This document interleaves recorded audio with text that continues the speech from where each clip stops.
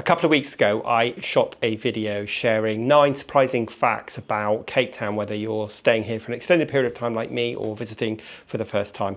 And boy, did that open a hornet's nest. I had loads and loads and loads of comments, both positive and negative. And this week I wanted to shoot a second follow-up video sharing 9 really positive things, but perhaps surprising things about Cape Town that you may not know. Now, I really want to emphasize the fact that these are my personal experiences based on the 10 years of visiting here and obviously the limited places that I've been to see. And you may well have some different experiences. Of course, if you do, leave a comment. And there's a couple of facts that I think you are really going to be surprised about. But anyway, let's jump into the first fact, and that is that there is a really big swallow community. There is a really big kind of grey digital nomad like me, people who are here for the winter, following the sun around the globe, and are also probably doing a little bit of work, which is like me as well. And there are lots of opportunities for those people to get together, whether it be a meetup group, whether it be a bridge group, a hiking group,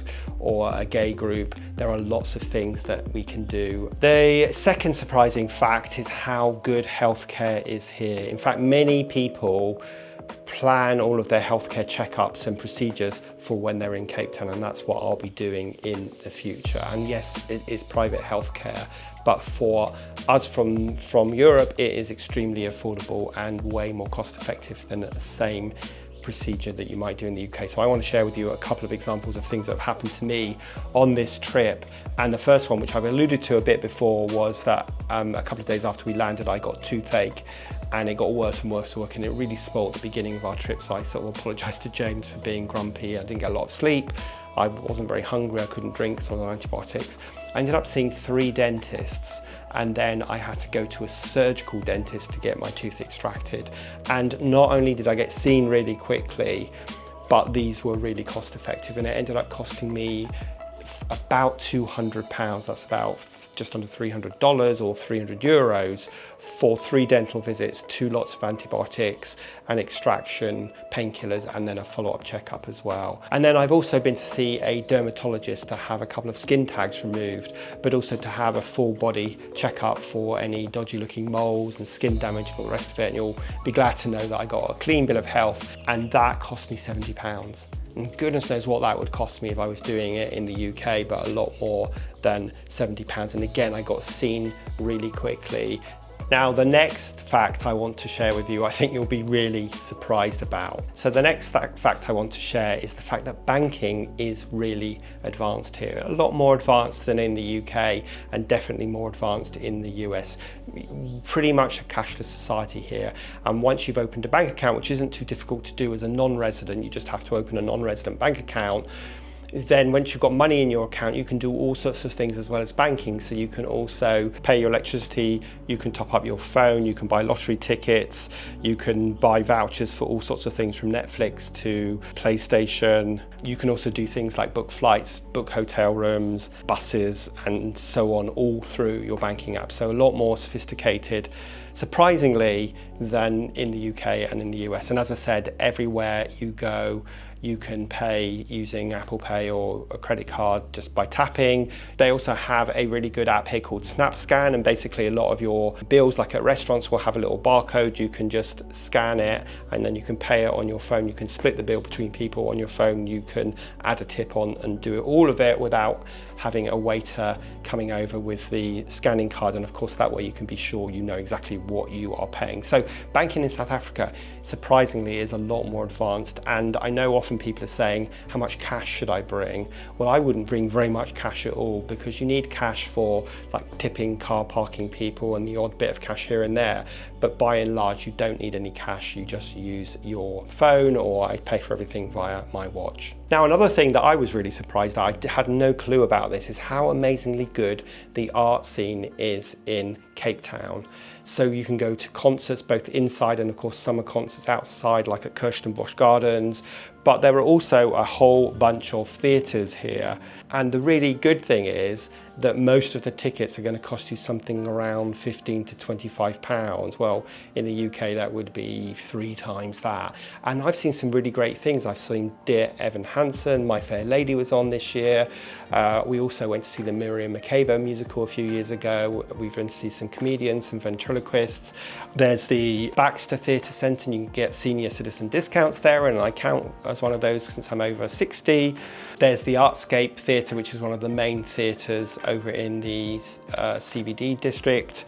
There's the theatre on the bay, which is in Camps Bay, which again, I've seen a few things there. It's absolutely beautiful.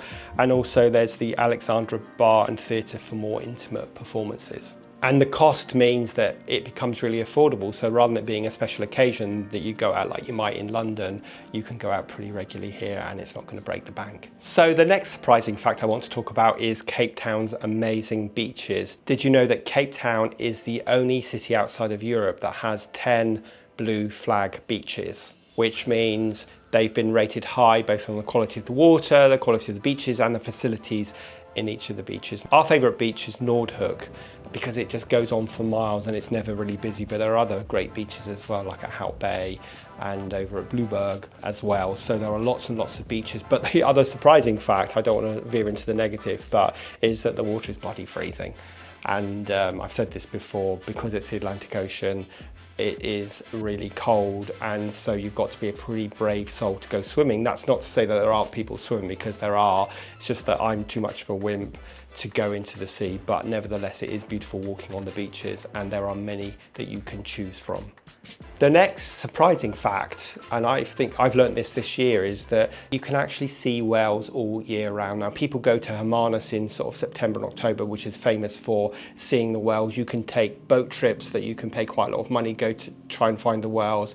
But if you're here for an extended stay, you just need to walk down the seafront, and if you're lucky, you will spot a whale. Now, there are whales that are seasonal, so they are the southern right whales, and they're typically here between June and November, but then there are bride's whales and humpbacks, which are the ones that are here year round, and they're probably the ones that I have seen from Sea Point, just literally walking down the promenade, and suddenly I saw a crowd of people, and we were all watching the whales. Now, when you first come to Cape Town, you will hear this gun going off at 12 o'clock every day. You probably don't realise it's 12 o'clock, and it probably scares the hell out of you and you think there's been an explosion somewhere.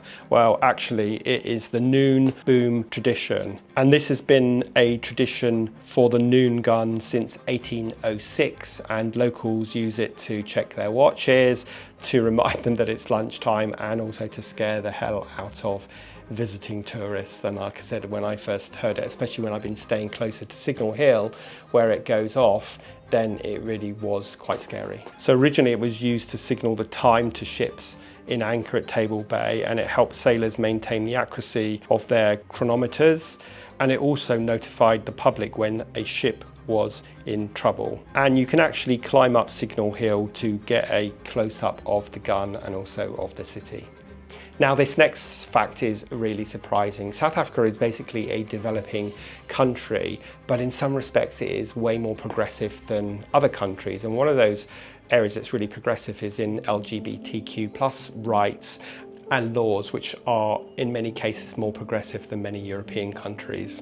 So obviously that's offering legal protections for same-sex couples, and it also recognises overseas marriages and partnerships, and also that's important for healthcare and proxy rights as well. So a little bit of history here. First of all, in 1996, South Africa became the first country to constitutionally ban discrimination based on sexual orientation. In 2002, same-sex couples were allowed to adopt. In 2005, marriage equality was legalised, and in 2007, the age of consent was equalised at 16, regardless of sexual orientation.